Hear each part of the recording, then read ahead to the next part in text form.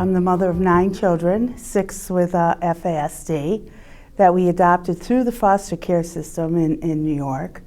Right now, the youngest is 17, and the oldest of them is 24. So we are now working on transitioning them into adult care, adult services. Of the 6 children, we're definitely on the spectrum.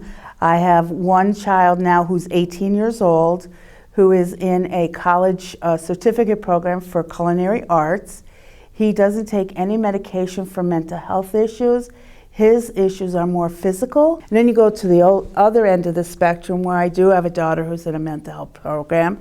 She's on a cocktail of medications. She does have people visiting her every day. I'm with her twice a week. And in the middle are some of my kids have diagnosed with FASD, did well in school. Like Jasmine did well in school. She graduated with a Regents diploma, but she does struggle with organization. She struggles with math. She struggles with communication. I found that once we met a lot of their sensory issues, we could then work on other things, but their sensory issues needed to be taken care of first. They needed to be grounded before we could work on attachment. They needed to be grounded before we could work on maybe the mental health things. And I have to say, out of the 6, all 6 of mine have some kind of sensory integration issue that we needed to address as they were coming up. Because I've had 6 children, I've had to become their case manager. I'm the best case manager they've had because I'm personally invested in these guys and making sure that they get everything they need.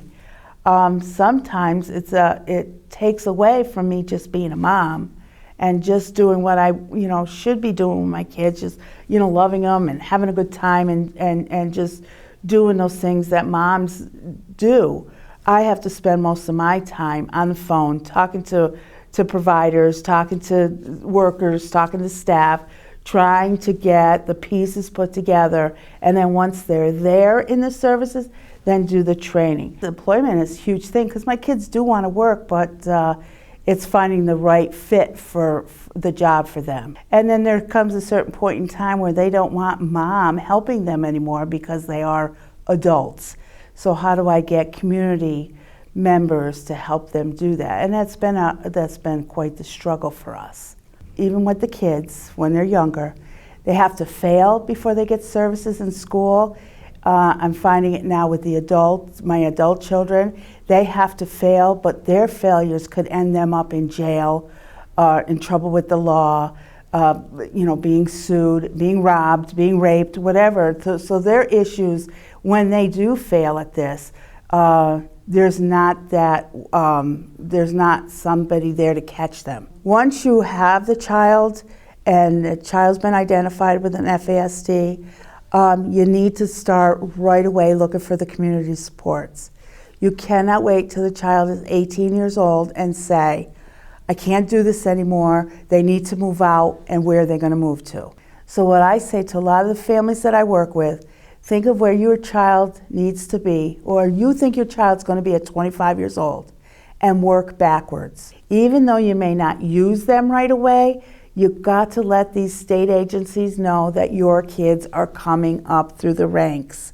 They're coming up and they're going to be part of the community once they're of age. You cannot wait until you are frazzled and you're frustrated and you don't know where to turn. You have to start earlier than that.